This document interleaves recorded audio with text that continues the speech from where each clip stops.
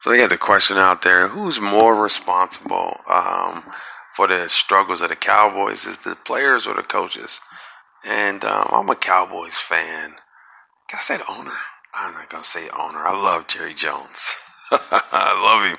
I love Jerry and Steven, well, Steven Jones, if you will. And, when Jerry was in his heyday, he made some gritty moves, and he was a bit of a shrewd operator. We know the struggles with Dak Prescott, but getting a deal done. But when you look at Steven Jones, he's whatever. But that's not about the management structure. We're talking about the players, coaches, and for me, it is a little bit of both. A little bit of both. I mean, the strategy from the management, that's why I brought up management, because here you bring in Mike McCarthy, who's obviously known for being a quarterback friendly coach, obviously pushing the ball down the field, getting high numbers on the offensive end. He's also been known to call his plays and be a bit of a shrewd operator. And, we all know he danced his way to the Super Bowl, and he was a wild card. Now, with all that being said, the players still got to go out there. Zeke, you can't put the ball on the turf. Ezekiel Elliott, he's putting the ball on the turf 2 times. He put the ball on the ground every game twice. If you want to pencil it in, pick the other team's defense and watch the points pile up on the DraftKings, because he's going to put the ball on the turf. And I heard Shannon Sharp, and I've heard what's the guy? He played for the Eagles. I forget, Westbrook or whatever.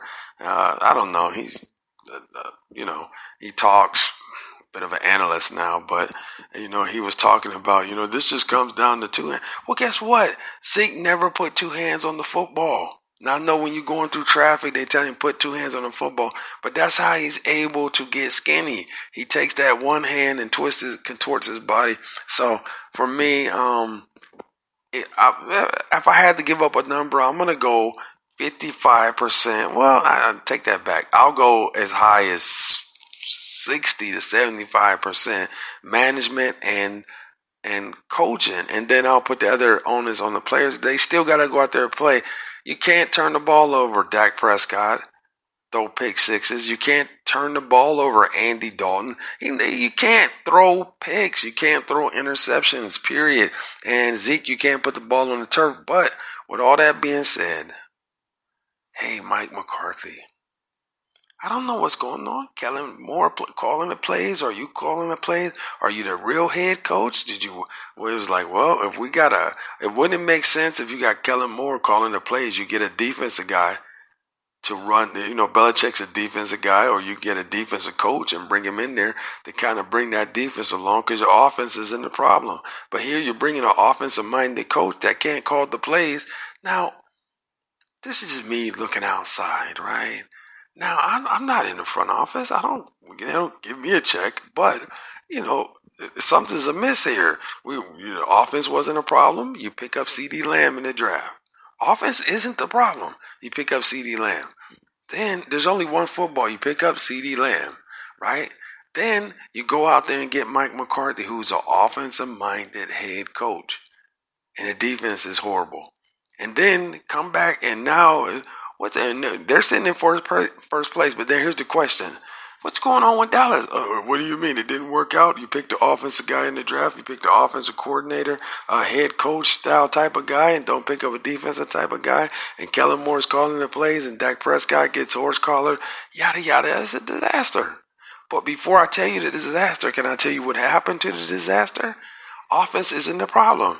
You get an offensive-minded head coach. Offense is not the problem. You go out there and get CeeDee Lamb. I know he was available, whatever. You go out there and get CeeDee Lamb. You don't want to take a mortgage the house on. Well, I steer clear of Earl Thomas. I know Skip Bayless wants to get Earl Thomas and things like. Somebody's texting me. That's what that is. But look, if I had to, I'll put a lot of it on Stephen Jones. Somebody add him on Twitter. Wait, nobody's pointing the finger at Stephen Jones. When something goes right, and they want to deflect the blame from Jerry Jones, they go, well, yeah, Steven's doing it all, man. He's got it.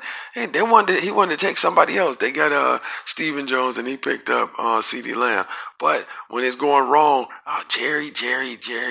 Jerry. Look, let's come directly at the feet of Steven Jones, down to the management structure, down to Mike McCarthy.